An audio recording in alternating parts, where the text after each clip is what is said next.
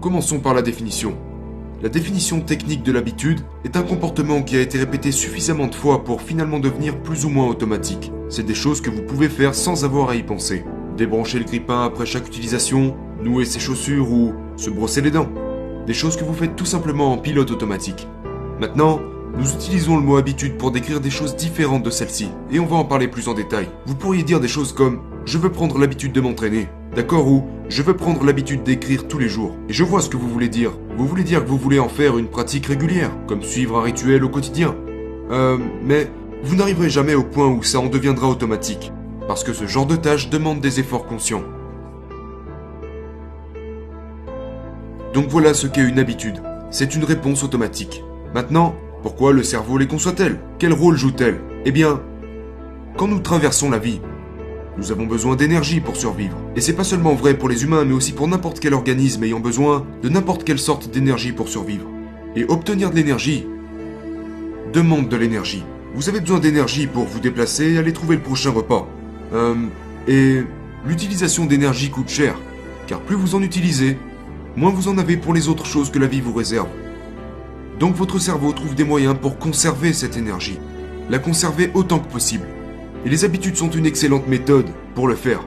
Donc, par exemple, lorsque nos ancêtres erraient dans la savane, s'il y avait une parcelle de baie à 100 mètres d'eux, il aurait été logique d'aller dans cette parcelle de baie plutôt que dans celle qui était genre de l'autre côté de la montagne. Ils s'orientaient vers le chemin avec le moins de résistance.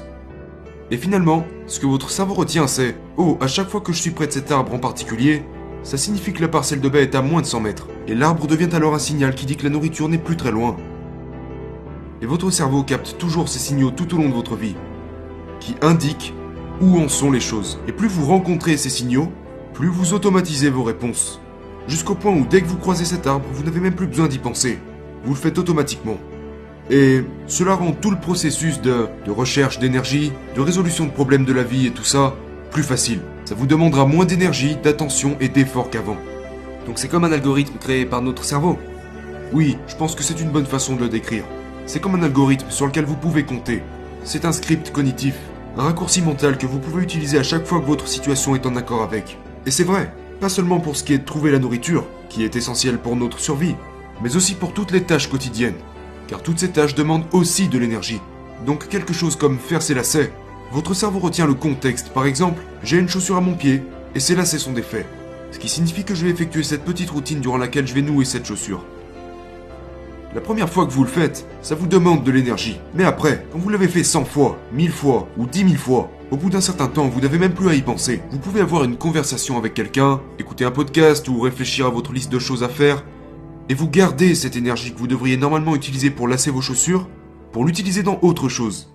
Et c'est peut-être le point le plus important à propos des habitudes. Vous dépensez moins d'énergie. Plutôt que de galérer avec ces lacets et d'essayer de les faire, vous pouvez finalement les faire rapidement et avec fluidité, ce qui vous permet d'économiser de l'énergie pour les prochaines tâches.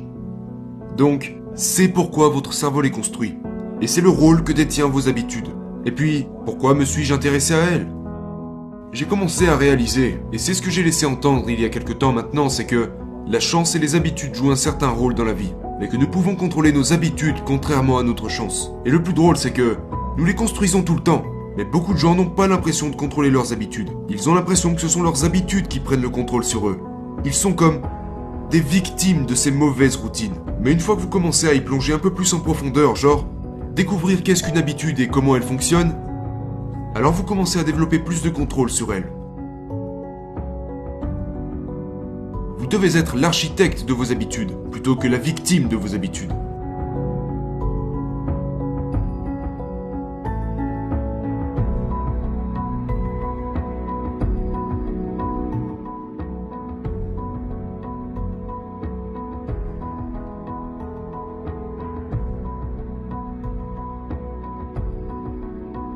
Par définition, vous n'avez pas de contrôle sur la chance.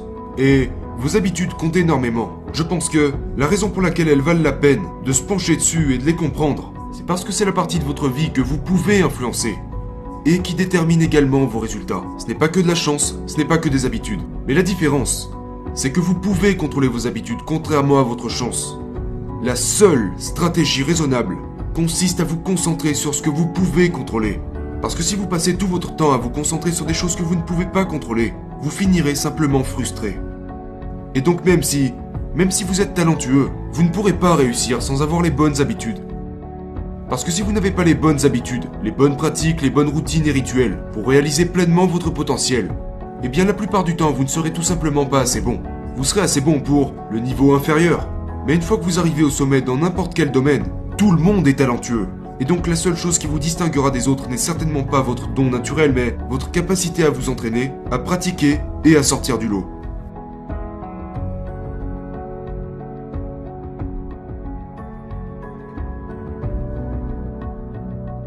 Vos résultats dans la vie sont souvent le reflet de vos habitudes. Vous savez, genre, la plupart du temps, les gens disent « je veux plus d'argent, je veux perdre du poids » ou « je voudrais tel ou tel résultat ».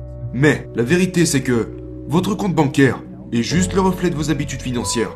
Votre poids est juste le reflet de vos habitudes alimentaires. Vos connaissances sont le reflet de vos habitudes d'apprentissage et de lecture. Et donc, en fait, nous pensons que ce qui doit changer, c'est le nombre sur notre compte bancaire ou le nombre sur la balance. Mais ce qui doit réellement changer, c'est les habitudes qui précèdent ces résultats. Je pense que c'est une des raisons pour lesquelles les petites habitudes sont si importantes. Elles ne transforment pas nécessairement votre vie du jour au lendemain. Genre, faire une pompe par jour ne va pas transformer votre corps. Mais cette pompe vote pour être le type de personne qui ne manque pas ses séances d'entraînement. Ou méditer 1 minute par jour ne va pas vous donner une sensation immédiate de tranquillité dans votre vie. Mais cette minute contribue au fait de devenir une personne qui médite de jour en jour. Et c'est comme ce que je dis dans le livre, le véritable objectif n'est pas de courir un marathon. L'objectif est de devenir un coureur. Le but n'est pas d'écrire un livre. Le but est de devenir un écrivain. Parce qu'une fois que vous avez adopté cette identité, vous ne poursuivez plus le changement de comportement. Vous agissez simplement en alignement avec le type de personne que vous aspirez à devenir. Et c'est ce changement d'identité qui impactera véritablement votre comportement. Parce qu'une fois que vous avez changé cette histoire interne, il est beaucoup plus facile de se pointer chaque jour. Vous ne vous motivez même plus vraiment à le faire. C'est juste, c'est comme ça. Voilà qui je suis à partir de maintenant. Imaginons que vous avez 2 personnes qui entrent dans une pièce. Et il y a un paquet de cigarettes sur la table. Une des personnes le voit et elle ressent cette envie de fumer et de piquer une cigarette du paquet. Mais l'autre personne, elle, n'a jamais fumé de sa vie. Pourtant, elle voit le même signal visuel. Mais elle se dit « Oh, c'est juste un paquet de cigarettes ».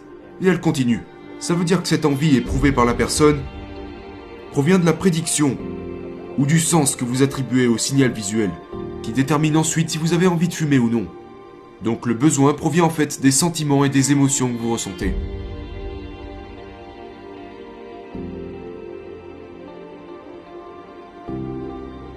Avant de critiquer les objectifs, je me dois de vous dire que j'étais quelqu'un qui était très axé sur les objectifs. Pendant longtemps, je me fixais des objectifs dans tout ce que je faisais. Genre, les notes que je voulais à l'école, les charges que je voulais soulever à la salle, le montant de mes revenus mensuels, tout était axé sur les objectifs. Puis je me suis retourné quelques années plus tard, et j'ai réalisé, je n'avais atteint qu'une partie d'entre eux, peut-être 10 à 20%. Donc fixer clairement l'objectif n'était pas la chose qui déterminait si j'allais l'atteindre ou non. Parce que, la plupart du temps, je ne les atteignais pas. Donc je me posais cette question, genre, qu'est-ce qu'il faut que je fasse alors? Maintenant, parlons de l'approche systémique. Je dirais que les objectifs servent une mission. Ça ne veut pas dire qu'ils sont inutiles. Ils sont bons pour définir un sens de direction, pour savoir où je dois diriger mon attention. Ils sont bons aussi pour filtrer. Ce que je veux dire par là, c'est que c'est vraiment facile, tout au long de la vie, de se laisser approcher par des gens qui viennent avec des opportunités différentes des vôtres, ou qui vous présentent un nouveau domaine qui n'est pas le vôtre mais qui pourrait vous intéresser. Et vous commencez à accepter ces choses, parce que c'est nouveau et excitant. Mais si vous avez un objectif, il est beaucoup plus facile de dire non aux choses qui s'y opposent. Donc, si vous vous entraînez pour les Jeux Olympiques, et que vos amis veulent aller au bar, il devient facile pour vous de leur dire non, parce que votre objectif vous donne un filtre extrêmement clair, vous permettant de vous orienter dans les bonnes directions. Donc ça c'est le côté positif des objectifs. Mais ils ont aussi un côté négatif, qui doit être rectifié grâce à la mise en place de systèmes. Ma façon de les décrire serait, les objectifs sont axés sur le résultat, et les systèmes sont axés sur le processus. Les systèmes sont en fait les séries d'habitudes ou d'étapes que vous décidez de suivre pour atteindre votre ultime objectif. Par exemple, si vous êtes entraîneur de basket, votre objectif pourrait être gagner le championnat, mais votre système serait axé sur la façon dont vous recrutez d'autres entraîneurs et joueurs, de quelle façon vous entraînez vos joueurs, votre façon de revisionner les vidéos des matchs et de vous préparer pour les prochains, c'est vos systèmes. Si vous êtes un écrivain, votre objectif pourrait être d'écrire un best-seller, mais votre système et votre processus d'écriture que vous suivez chaque jour, le fait de vous asseoir et de vous mettre au travail. Ça pourrait être vos recherches et comment vous trouvez de nouvelles idées sur lesquelles écrire, la façon dont vous interviewez des clients potentiels, des candidats ou des personnes que vous envisagez mettre dans votre livre, des choses comme ça. Maintenant, la question que je me posais était, que se passerait-il si vous ignorez l'objectif? D'accord? Si vous oubliez votre objectif et que vous vous concentrez uniquement sur le système. Si vous êtes coach de basket, vous prévenez vos joueurs que vous n'allez pas du tout parler du championnat cette année-là. Vous vous concentrerez seulement sur votre façon de recruter, de comment pratiquer, la façon de s'entraîner. Obtiendrez-vous des résultats? Eh bien, je pense que vous en obtiendrez probablement. Les succès sont vraiment visibles, faciles à voir. Vous savez, vous n'allez jamais entendre parler d'un homme qui mange du poulet et de la salade pour le repas. Vous entendrez parler de l'histoire d'un homme qui a perdu 40 kilos en moins de 2 ans. Aujourd'hui, c'est les résultats qui sont mis en avant. C'est l'un des défis dans la construction de meilleures habitudes. C'est qu'elles sont très faciles à rejeter. N'importe quel jour. Quelle est la différence entre manger un hamburger et des frites ou manger une salade? Pas grand-chose. De jour en jour, votre corps reste fondamentalement le même devant le miroir. Vous n'avez pas vraiment pris de poids. C'est pour ça que c'est vraiment facile de rejeter cette idée de votre esprit et de dire « De toute façon, c'est insignifiante. » Mais, vous savez, vous vous retrouvez 2 ans ou 5 ans ou 10 ans plus tard et vous réalisez « Oh waouh, ces choix au quotidien s'additionnent vraiment. » C'est juste beaucoup plus difficile à voir sur une échelle de temps plus petite. Alors, ce que je cherche à vous dire, ce n'est pas de dire que les objectifs sont inutiles ou que nous devrions totalement les ignorer, mais plutôt que de faire de l'objectif la cible par défaut, la chose sur laquelle vous vous concentrez presque exclusivement, faisons plutôt du système l'objet de notre attention, et vérifions l'objectif de temps en temps pour voir si nous allons dans la bonne direction ou non.